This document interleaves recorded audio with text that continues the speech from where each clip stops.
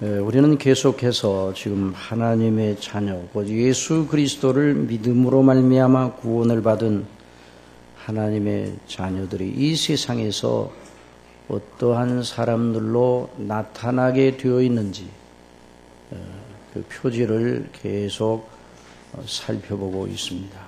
정말 이 문제는 매우 중요한 문제인 것입니다.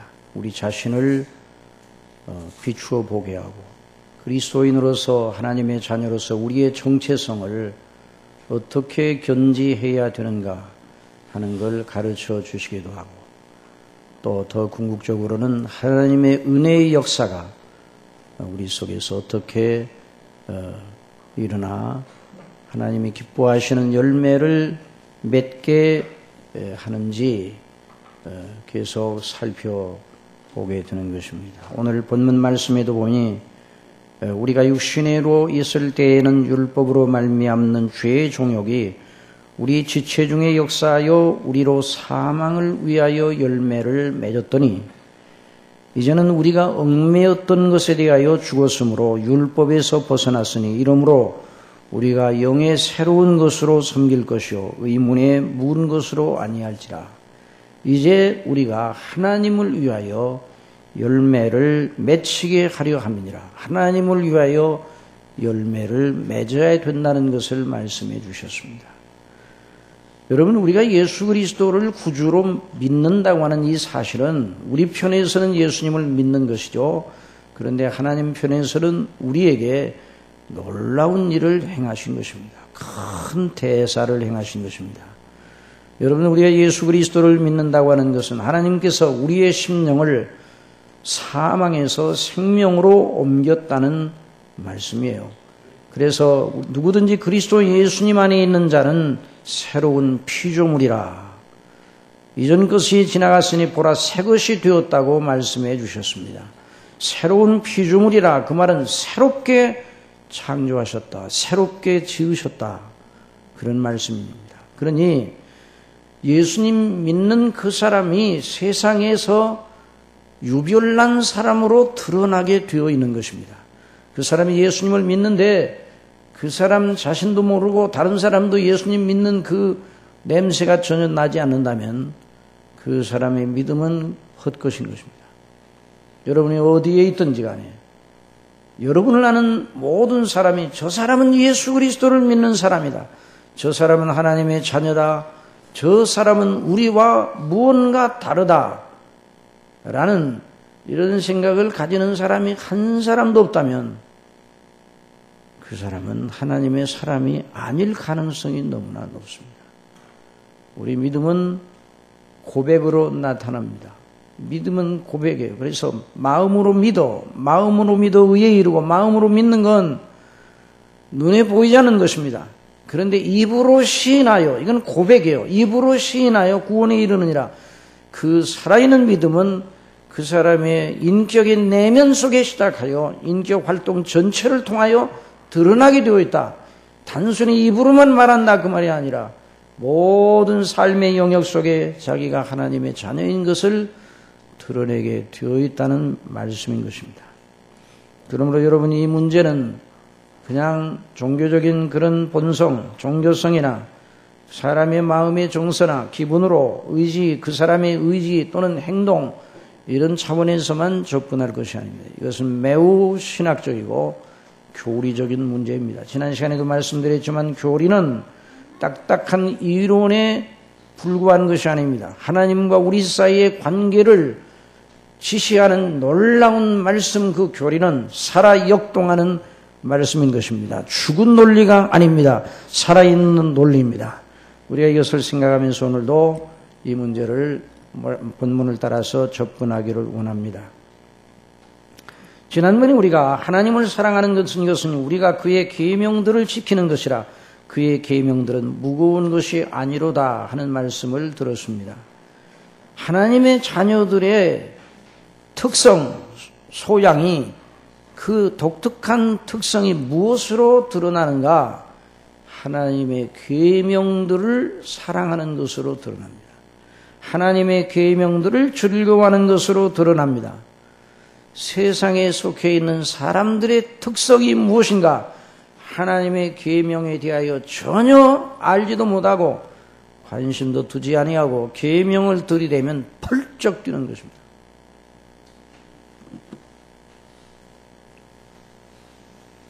그게 바로 죄 가운데 있는 사람의 특성입니다. 죄 가운데 있다. 사람이 죄 가운데 있다. 하나님을 모르는 것이죠. 하나님의 계명을 모릅니다. 하나님 앞에 어떻게 행해야 될 것인가에 대해서 관심을 두지 않습니다. 물론 하나님을 모르는 사람들도 하나님의 계명, 10계명을 반드시 지켜야 됩니다.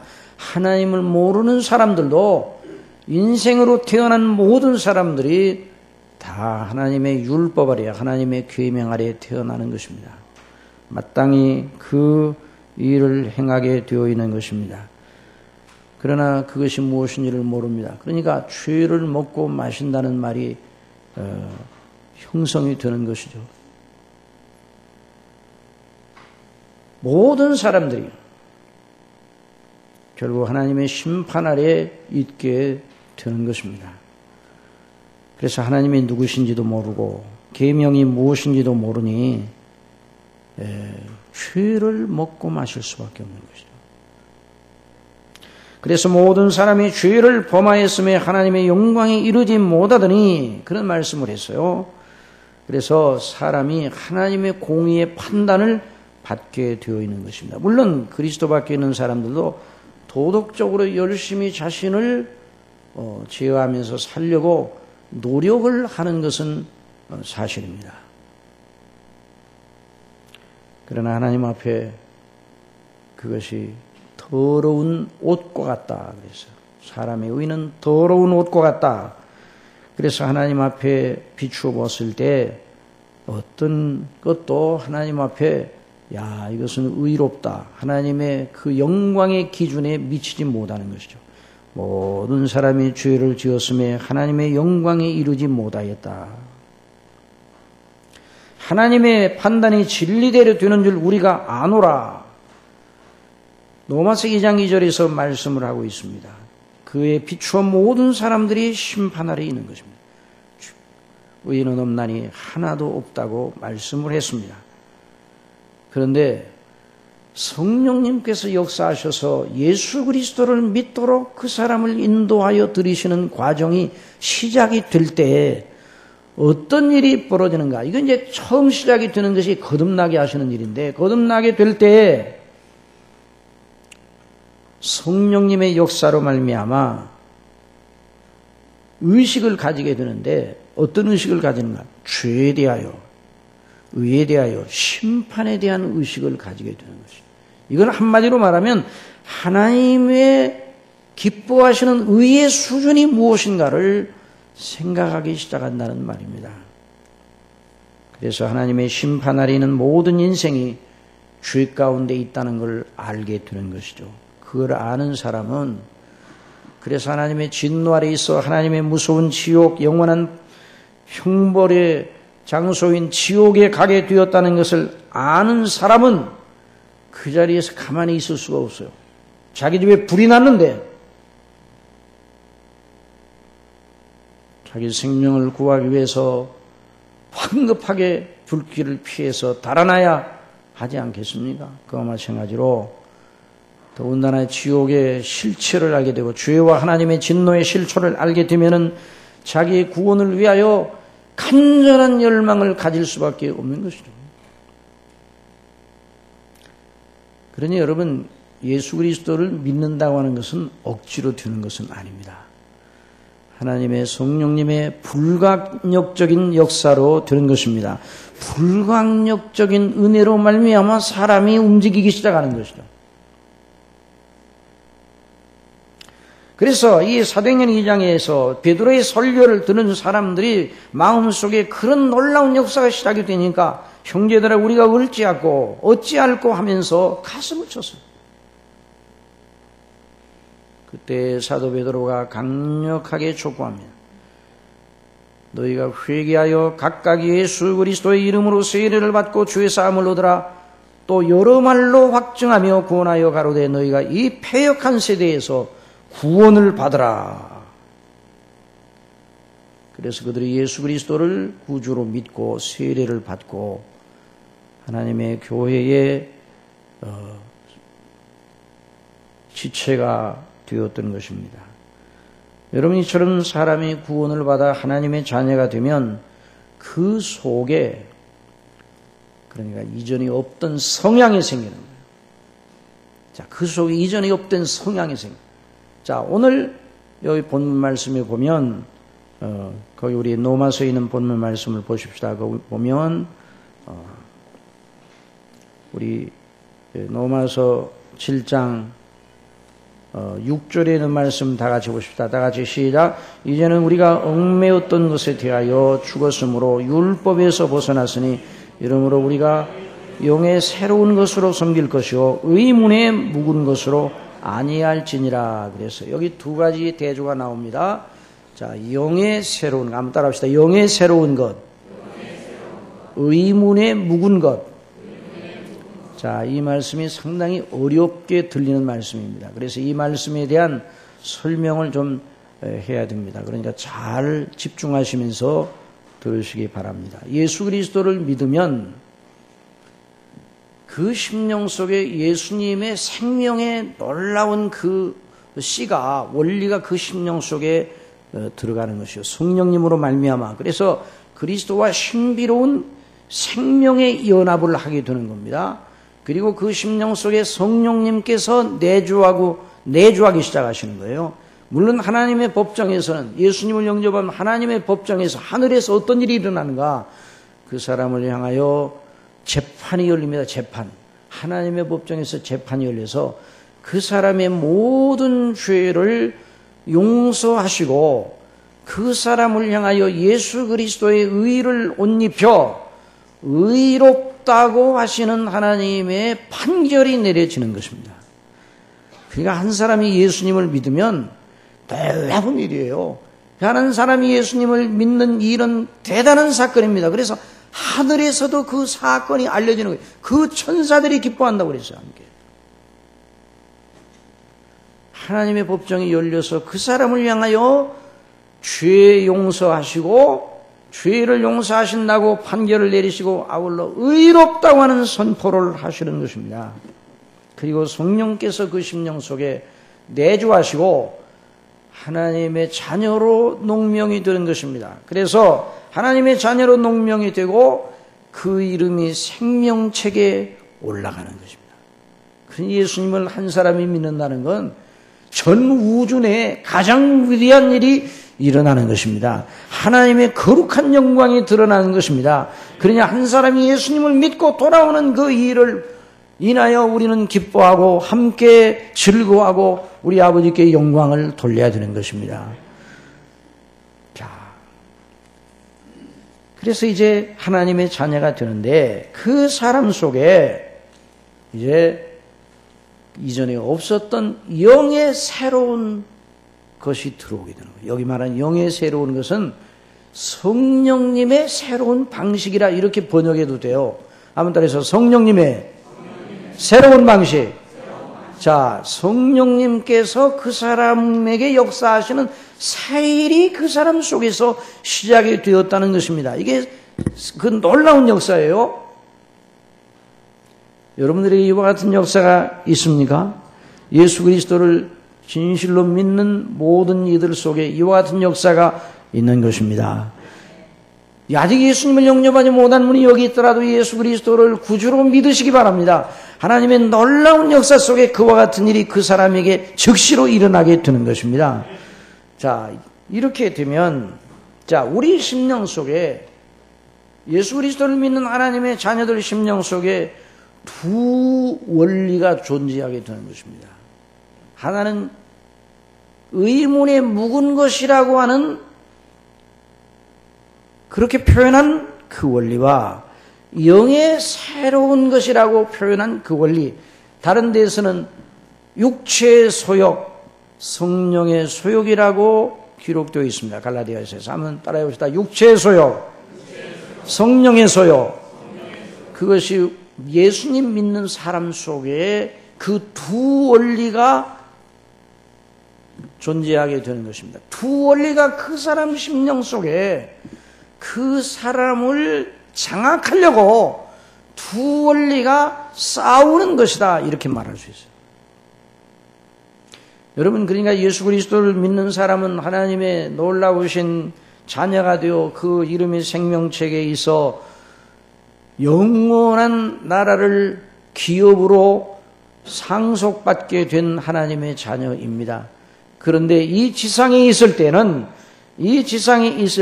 몸을 입고 있는, 이 낮은 몸을 입고 있는 이 지상에 있는 동안에는 두 원리가 우리의 인격 속에서 싸움을 하는 것이죠. 그래서 갈라디아서에 있는 말씀을 보면 육체의 소욕과 성령의 소욕이 둘이 서로 거스린다고 그래서요.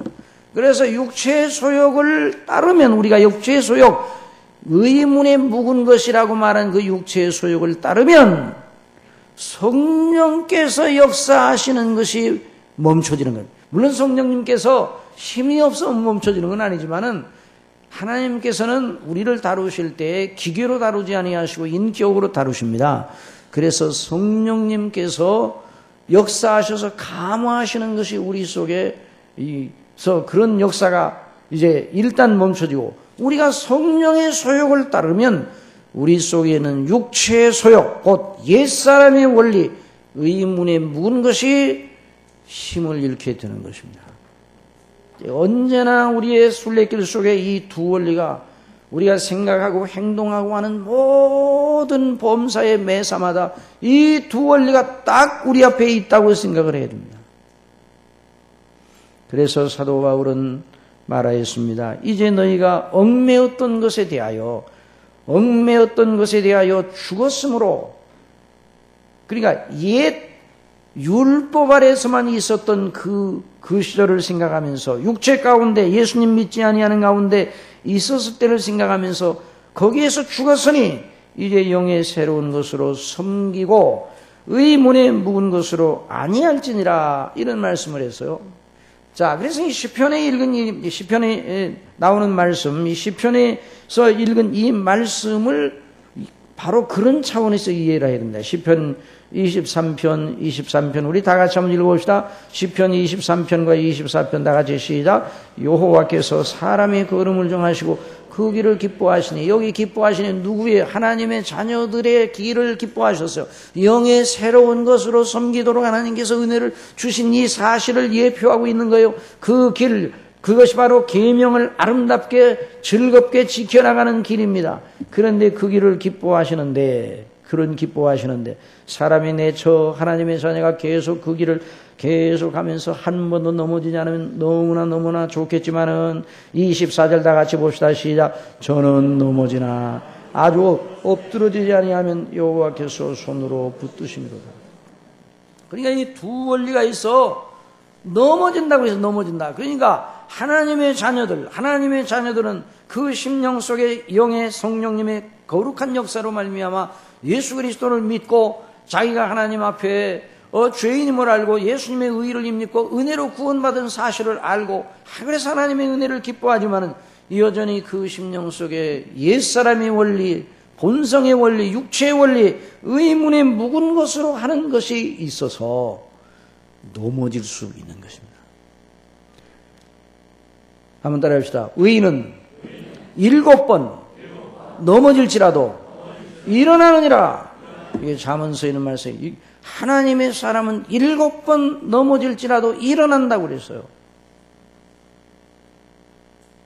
7번이라는 건 한 번, 두 번, 세 번, 7번만 넘어진다는 것이 아니라 7이라는 수는 성경에서 완전을 가리킬 때도 쓰이기도 하고 어떤 때는 굉장히 여러 번을 나타낼 때, 우리 예수님께서 형제가 내게 죄를 범하고 나중에 사과를 하게 되면 어느 정도로 용서해 되겠습니까?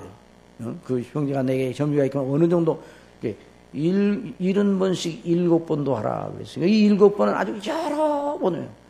여러분, 저와 여러분이 이 땅에 살면서 하나님의 자녀로서 살면서 참으로 넘어짐이 많은 것입니다. 오늘 이 원리를 잘 배워야 되는 것입니다.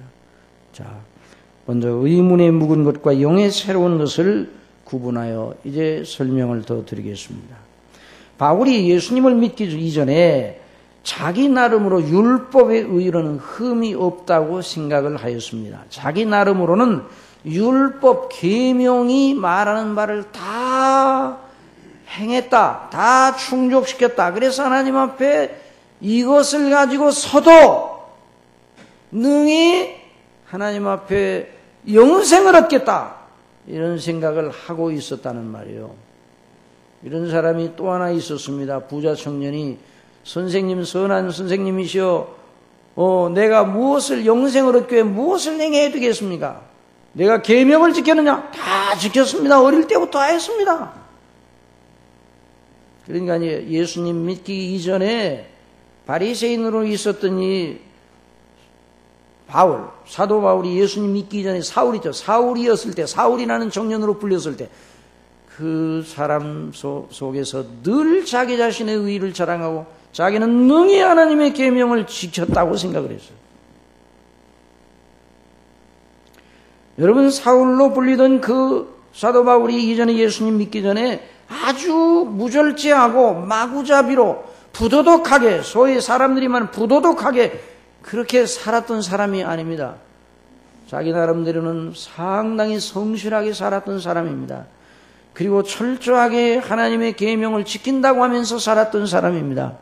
자기의 의의를 가지고 능히 하나님 앞에 설 자신감을 소유한 사람이었습니다. 이 정도면 내가 하나님 앞에 가서 내가 행한 것으로 능히 하나님의 나라로 들어갈 수 있다고 생각을 하였던 사람입니다. 모범적인 사람입니다. 빌립보서에서 말하였습니다. 나도 육체를 신뢰할 만하니 만일 누구든지 다른 이가 육체를 신뢰할 것이 있는 줄로 생각하면 나도 더욱 그러하니 내가 8일 만에 할례를 받고 이스라엘의 족속이요 베냐민의 지파요 히브리인 중에 히브리온이요 율법으로는 바리새인이요 열심으로는 교회를 핍박하고 율법의 의로는 흠이 없는 자라다. 유대교에서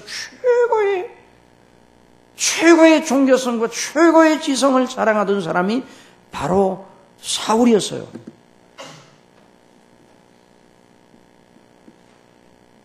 율법의 의로 흠이 없다고 한 것을 어떻게 그런 말을 할 수 있는가? 자, 이걸 잘 구분해야 돼요. 우리가 계명을 읽어 계명이 말하는 말을 들을 때에 우리 수준, 우리 이해 수준으로 계명을 듣고 우리의 수준으로 계명을 지키고 행하면은 의가 이루어지는 줄 아는 것, 이것이 바로 의문에 묵은 것으로 하는 것이죠. 자신의 이해 수준으로. 그러니까 우리가 하나님의 뜻을 행한다, 계명을 지킨다는 것이 우리의 이해 수준으로 우리의 눈높이에서 지켜나가는 것을 의미하는 것이 아닙니다. 많은 분들이 교회를 출석하시면서 오랫동안 하나님의 말씀을 들으면서도 아직도 그렇게 이해하는 분들이 있을 수 있어요. 우리의 눈높이로, 요즘 눈높이라는 말 많이 쓰죠? 눈높이로. 목사님, 우리 눈높이로 좀 설교를 해주세요. 그런데 저는 여러분의 눈높이로 설교할 수가 없습니다. 저나 여러분이나 똑같은 사람의 수준입니다. 그러나 제가 여기에 서서 말씀드리는 건 하나님의 수준으로 말씀드리는 것입니다. 성경의 수준으로, 성령님의 수준으로 말씀드리는 거예요. 그러니까 자기의 눈높이로 이해하고, 그래서 이것이 계명이 요구하는 바로구나, 그래서 이 정도로 행하면 내가 되겠구나, 이렇게 생각하고 있었다는 말이죠. 그런데 언제 그것이 아무것도 아니라는 걸 알게 되었는가? 그리스도의 빛 가운데 섰을 때예요. 우리 예수님께서 다메섹으로 가는 길목에서 나타나셔서, 부활하신 예수님이 나타나셨습니다. 어떻게 나타나셨는가? 종호의 햇빛보다, 종호의 가장 강렬한 태양빛보다 더 밝은 빛 가운데, 여기서 더 밝은 빛이라고 하는 건 물리적으로 더 밝은 빛도 되지만은, 여기 밝다는 그 말이 영적으로도 말하는, 영적으로. 물리적으로 더 밝다, 물리적으로 룩수가 더 높다, 그런 뜻도 되지만, 영적으로 우리의 심령을 꿰뚫어보고 우리의 심령을 밝히 드러내는 이런 놀라운 영적인 빛을 그 심령 속에 쏘아내셨다는 말입니다. 그 가운데 예수님이 나타나셨습니다. 주여 누구십니까? 꼬꾸라져서 나는 내가 핍박하는 나사렛 예수니라. 내가 가시체기를 뒷발질 하기가 내게 고생이다. 주여 내가 무엇을 행하리까?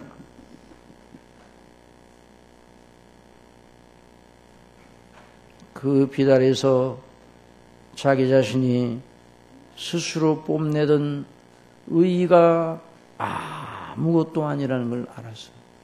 나시면 하시. 아무것도 아니에요. 자기를 유익하게 했다고 생각하는 자기가 쌓아놓은 이 모든 공력이 아무것도 아니라는 걸 알게 되었어요. 그것이 해롭다는 걸 알게 되었어요. 왜 해로운가?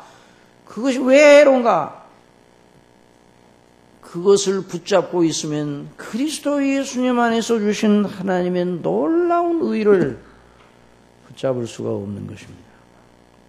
그래서 사도 바울이 감정적으로 자서전적으로 말합니다. 그러나 무엇이든지 내게 유익하던 것을 내가 그리스도를 위해 다 해로 여길 뿐더러 또한 모든 걸 해로 여기면 내 주 그리스도 예수를 아는 지식이 가장 고상함을 인함이라. 이 사람은 그리스도의 사람이 된 것입니다. 그리스도에게만 집중하여 그리스도가 나에게 정말 문제가 되는 건 뭔가? 그리스도, 우리 주님, 그분이 나에게 문제예요. 그분이 나의 주님이 되면 나의 모든 것이 그분 안에 있다는 걸 알았어요. 나의 모든 의도 다 내 것이 아니라 그분의 의가 내게 하나님 앞에 서게 할 보장이라는 걸 알았어요. 그래서 모든 걸 내로 여기면 내 주 그리스도 예수를 아는 지식이 가장 고상함을 인함이라. 내가 그를 위하여 모든 걸 잃어버리고 배설물로 여기면 그리스도를 얻고 그 안에서 빠를 연느리 하며 아주 그리스도로 살고 그리스도로 죽는 사람이 되었어요. 사랑하시는 여러분, 저와 여러분이 하나님의 자녀라면 그리스도로 살고 그리스도로 죽는 사람이 되어야 합니다. 그리스도가 중요하십니다. 그리스도 예수님과 그 행하신 일이 중요한 거예요. 어떤 사람은 3000번이나 천국과 지옥을 왔다 갔다 한다는 사람이 있어요. 그 사람을 굉장한 사람으로 또 따라다니면서 여러분,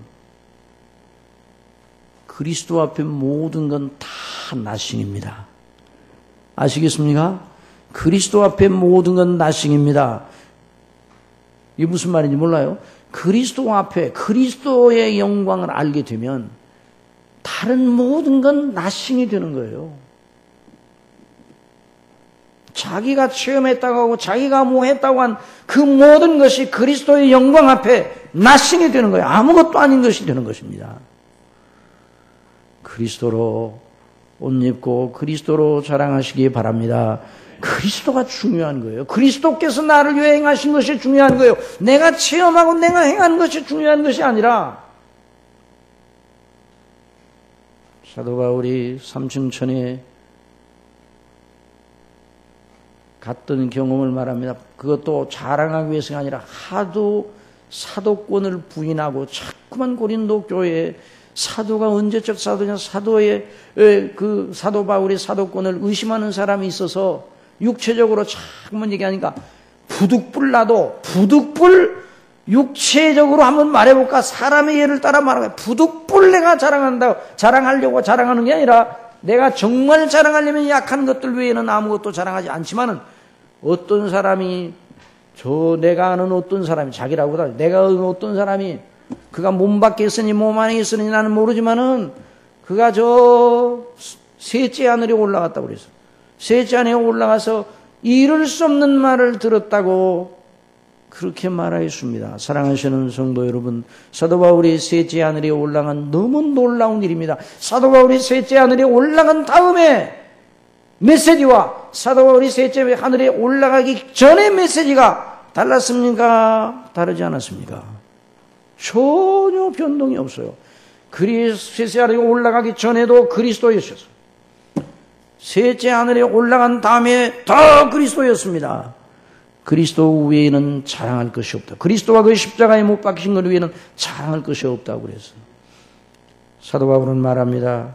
내가 가진 의는 율법에서 난 것이 아니요 오직 그리스도를 믿음으로 말미암은 것이니 곧 믿음으로 하나님께로서 난 의라. 자기 수준에서 율법의 계명의 기록을 읽고 행하였더니 그것이 하나님 앞에 의가 되지 않고 아무것도 아니라는 걸 알게 되었습니다. 오직 자기에게 있어서 모든 건 그리스도와 그 행하신 일이라는 걸 알게 되었습니다. 그리스도의 의가 내 의라는 걸 알게 되었습니다. 저와 여러분의 의는 무엇입니까? 그리스도 우리 예수님이 행하신 것, 그리스도 예수님께서 저와 여러분을 위해서 대속하신 그 죽으심과 다시 사심이 바로 저와 여러분의 자랑이요, 저와 여러분이 하나님 앞에 설 영원한 근거입니다. 이걸 잊지 말아야 돼. 이걸 잊지 말아야 돼요. 그런데 오늘날은, 지난 금요일에 그런 말씀드렸지만 오늘날은 많은 사람들이 이걸 감격을 해요. 여러분, 베드로가 예수님의 말씀에 의지하여 그물을 내렸더니 2배나 가득 채우게 되어서 밤새도록 한 마리도 잡지 못했습니다. 그런데 이 베드로가 그 예수님의 말씀에 의지했더니 2배 가득 채우게 되었어요. 그리고 베드로가 무릎을 꿇고 주여, 내가 밤이 맞도록 수고하였지만 한 마리도 잡지 못하니 주의 말씀에 의존하였더니 이렇게 고기를 많이 잡았네요. 너무 감사합니다. 주님의 은혜가 너무 감사합니다. 감사합니다. 했더라면 정말 빗나간 것이에요. 베드로는 무릎을 꿇고 주여, 나를 떠나소서, 내가 죄인이로소이다. 주님과 그 비달에 자기를 알았어요. 주님이 누구시라는 걸 알았어요. 주님의 영광을, 그러니까 그 베드로에게 말씀하시고 이루어지는 그 장면 속에 그 다메섹 도상에서 사울이라는 청년을 꼬꾸라뜨리고 사울이라는 그 청년으로 하여금 오라 내가 주인이로소이다 라고 말하게 했던 그 빛이 그 바다에서 쏟아졌던 것이에요. 그래서 그 빛이 그 심령 속에 들어가자 베드로는 예수 그리스도 그 영광을 알게 되었던 것입니다. 2배 채운 고기가 몇 마리냐, 그거 팔아서 얼마나 올까, 내게 올까, 이런 생각 안 했어요. 그리스도의 영광으로 충만했어요. 그런데 오늘날 많은 분들이 하나님의 은혜를 말하며, 너무 하나님의 은혜를 말하며, 이 그리스도의 영광에 대해서는 그리스도를 믿음으로 말미암아 세상을 얻으려고 하는 일들이 너무나 많습니다.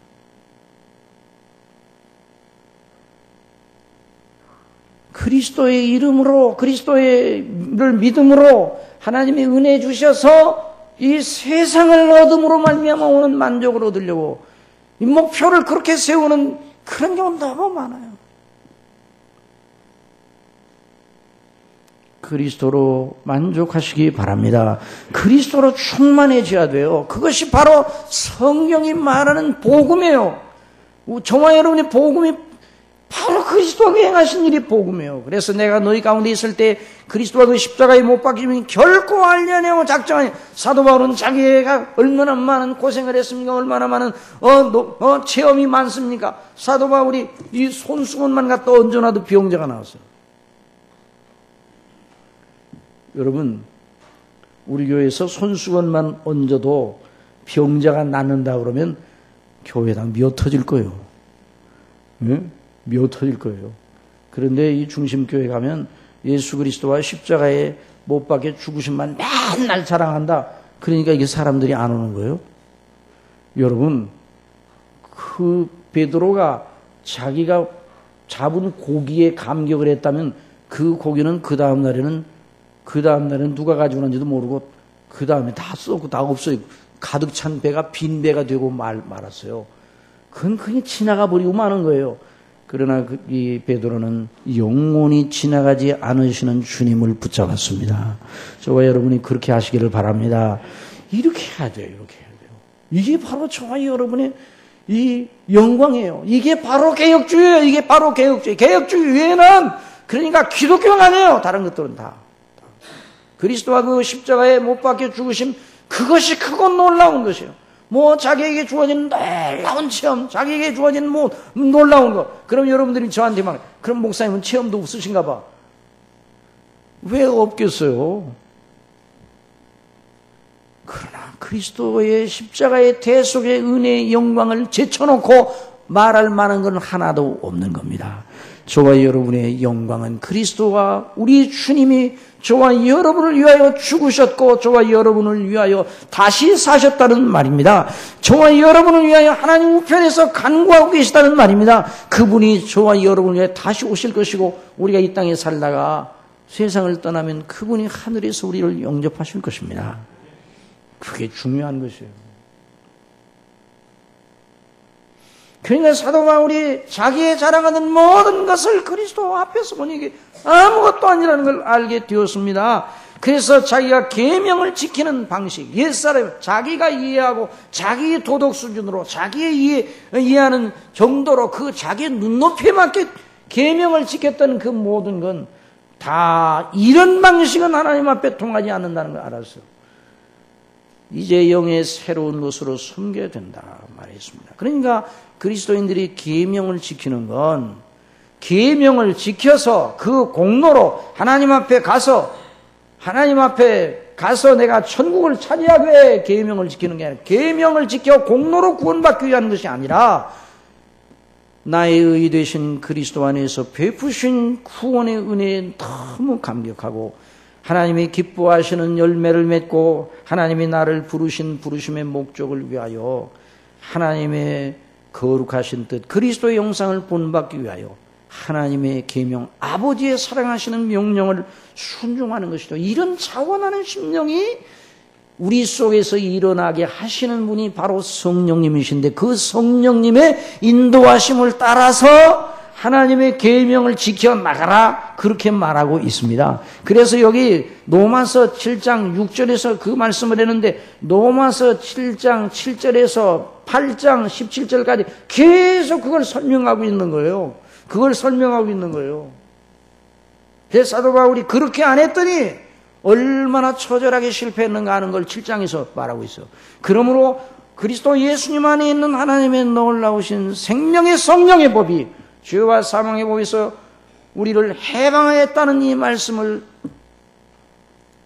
증가하면서 성령님의 인도를 따라 성령님의 주시는 놀라운 그 능력으로 계명을 지켜야 된다는 거예요. 그러니까 영의 새로운 것은 누구를 자랑하는 방식이에요? 그리스도 예수님을 자랑하는 방식입니다. 그 우리의 의는 뭐예요? 계명을 지켜서 나오는 의가 아니라 그리스도의 의를 우리의 의로 내가 가진 의는 그리스도를 믿음으로 말하면 하나님께로 난 의라 말씀했어요. 그럼 내가 계명을 지키는 거예요. 계명을 지키는 건 하나님 앞에 그걸 제출하려고 하는 의가 아니라 하나님께서 기뻐하시고 하나님의 영광을 위하여 하나님이 기뻐하시는 열매를 맺고 내 심령이 우리 속에 주신 이 영생의 원리를 따라 하나님이 기뻐하는 사람으로 점점 자라나기 위한 것입니다.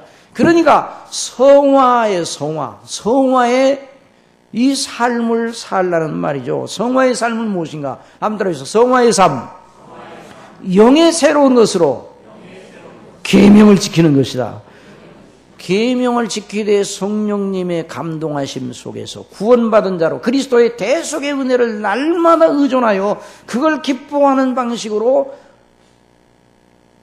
늘 순종하는 그런 삶, 이것이 바로 성화의 삶인 것입니다. 물론 이 성화의 삶은 단회적으로 끝나지 않아서 의롭다 하시면 아까 말씀드린 하늘에서 그 예수님 믿는 사람을 향하여 재판이 열리는데 그 재판은 오래 계속되지 않습니다. 그 재판은 단회적으로 이래로 끝나버리고 마는 거예요. 그리스도의 의로 그 사람을 옷 입혀서 의롭다고 선언하셔서 끝나는 거예요. 그래서 하나님의 자녀가 되게 하시고 그 생명책에 이름을 올려놓으시는 거예요. 그 이름을 지울 자가 없습니다. 참 놀라운 일입니다. 그런데 그 다음에 그 사람이 하나님의 자녀가 되어 하나님이 기뻐하시는 사람으로 계속 자라고 연단받고 훈련하시는 과정이 성화의 과정입니다. 그러니까 계명 지키는 것이 바로 그것과 그 내용이에요. 그걸 말하는 거예요. 영의 새로운 것으로. 그러니 자, 이것과 관련해서 이제 계명이 요구하는 것이 수준이 그럼 이런 이제 생각이에요. 자, 계명이 요구하는 수준이 높습니까? 낮습니까? 자, 이전에 바리새인들이 살인하지 말라는 계명을 가질 때는 사람을 육신의 목숨을 끊지 않는 정도까지만 거기까지 안 나갔다면 살인하지 말라는 계명을 지킨 셈이에요. 바리새인들은. 그래서 바리새인의 학교를 졸업하면 자 졸업장이 전부 다 바리새인의 학교 졸업하면 무슨 졸업장이 나는가? 나는 의인으로소이다 하는 졸업장에서 졸업장 다 의인 졸업장. 그리스도의 학교, 영의 새로운 것으로 섬기는 그리스도의 학교에 들어가서 그 졸업장은 이 세상에서는 졸업이 안 돼요.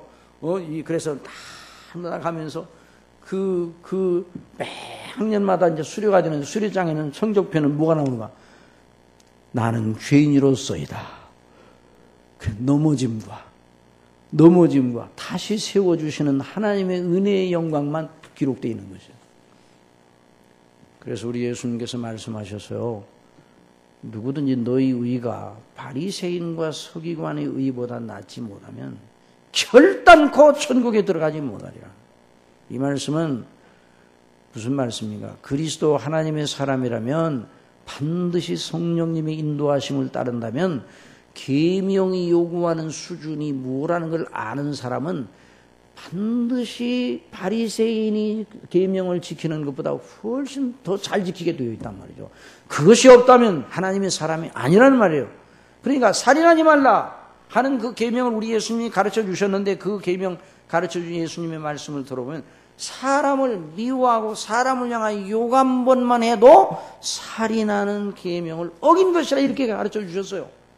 그러면 십계명에다가 다른 걸 덧붙여 주신 것이 아니라 십계명이 뭘 의미하는가를 밝히 증거해 주시는 거예요. 그래서 사도 요한은 요한일서 2장에서 보십시다. 요한일서 2장에서 뭐라고 말씀했는가? 사도 요한은 그렇게 말씀을 했습니다.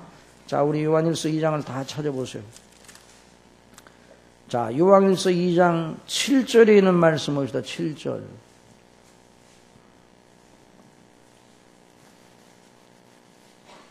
자, 다 같이 보십시다. 시작. 사랑하는 자들아, 내가 새 계명을 너희에게 쓰는 것이 아니라 너희가 처음부터 가진 옛 계명이니 이 옛 계명은 너희의 들은 바 말씀이거니와. 그러니까 사도 요한이 새 계명, 10계명이 아닌 무슨 11계명, 12계명을 가르치는 것이 아니에요. 여전히 10계명이에요. 모세를 통해서 주셨던 바로 그 계명이에요. 그런데 성령님의 감동하심이 없는 상태, 그리스도 안에서 빛을 받지 못한 상태에서는 그 계명에 대한 이해가 불가능해요. 거듭나지 못하면 그 계명이 뭘 요구하는지에 대한 것을 생각지 못하는 것입니다. 우리가 죄인이라고 느껴지는 것은 나 죄인이다 이런 생각을 하는 건 뭐예요? 그 계명이 요구하는 것이 얼마나 높고 크다는 것을 알고 거기에 비춰보니까 내가 죄인이라는 걸 알게 되는 것 아닙니까? 그러니까 성령님의 역사가 있기 전에는 그 빛이 오기 전에는 안 되는 거예요. 그래서 성령님의 역사로 말미암아 그리스도 안에서 그 의식을 갖게 되고 그 빛이 내 속에 있으니 계명이 요구하는 게 너무 크고 높다는 말이에요. 그래서 8절에 있는 말씀 다 같이 봅시다. 시작. 다시 내가 너희에게 새 계명을 쓰노니. 아까는 새 계명 안 쓴다고 그랬는데 바로 다음에 새 계명을 쓰노니 그랬어요. 이 사도 요한이 어디 나이가 많이 잡수셔서 이 정신이 왔다 갔다 할 때 쓰셔서 그런가. 이렇게 생각하면 안 됩니다. 아시겠어요? 이 말씀 무슨 말씀인가? 거기 다 같이 보세요. 8절 시작. 다시 내가 새 계명을 너희에게 쓰노니 저에게와 너희에게도 참된 것이라. 그 다음에 이는 어두움이 지나가고 참빛이 벌써 비춤이니라. 그러니까 하나님의 성령님의 역사로 말미암아 우리 심령 속에 하나님의 자녀들의 심령 속에 이와 같은 의식이 있어서 이 계명에 대한 것을 이런 시각으로 지켜나간단 말이에요. 이전에는 마음속에 어떤 생각이 들어도 사람이 그럴 수 있지 이런 생각 가지고 있지만, 이 성령님의 인도하심 속에 있을 때에는 마음속에 어떤 이 계명과 저촉하는 것이 올 때 금방 뭐가 나오는 거야. 이렇게 하면 안 되지.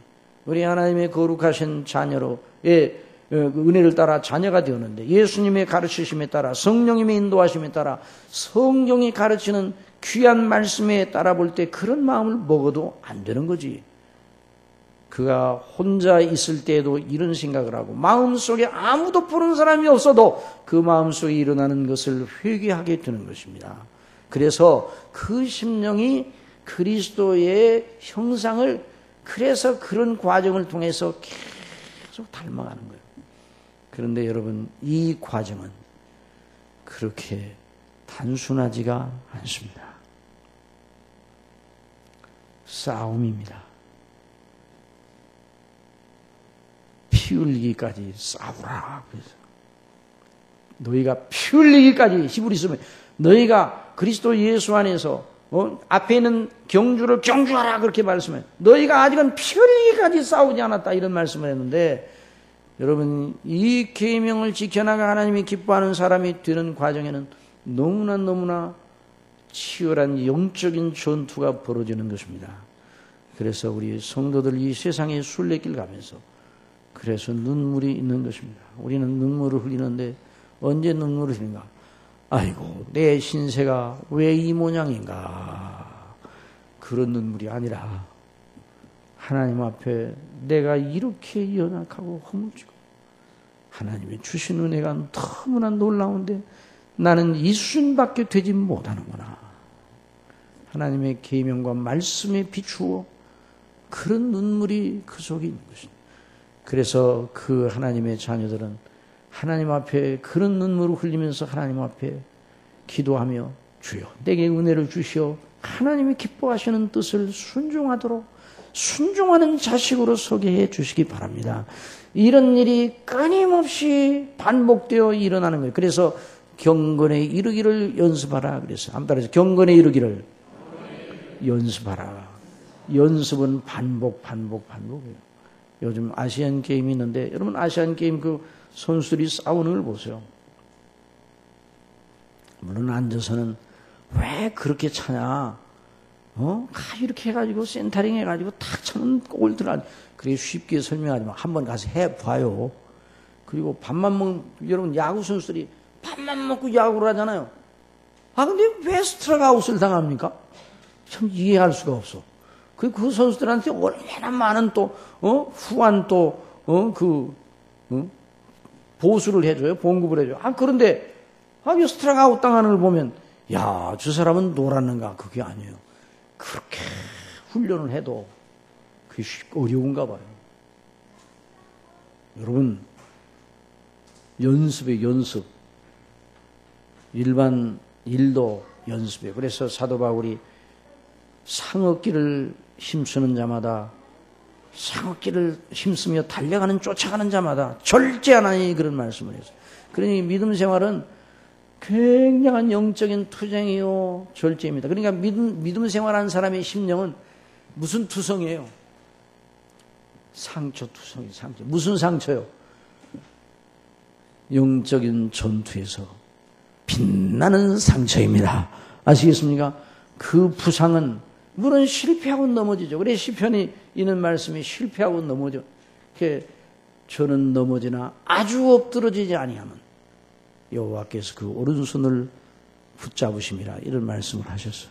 그러나 그 상처는 그 사람을 영원히 욕되게 하고 저주받게 하는 상처가 아니라 하나님의 놀라우신 은혜로 큰 은혜를 체험하고 나가는 그런 놀라운 싸움에서 얻은 상처인 것입니다.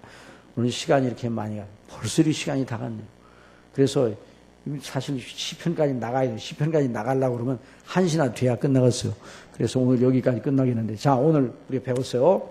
자, 우리는 육신의 원리를 따라서 의문에 묵은 것으로 우리식으로 계명을 이해하고 우리식으로 지켜나가는 이 일을 멈추어 우리의 의는 누구라고요?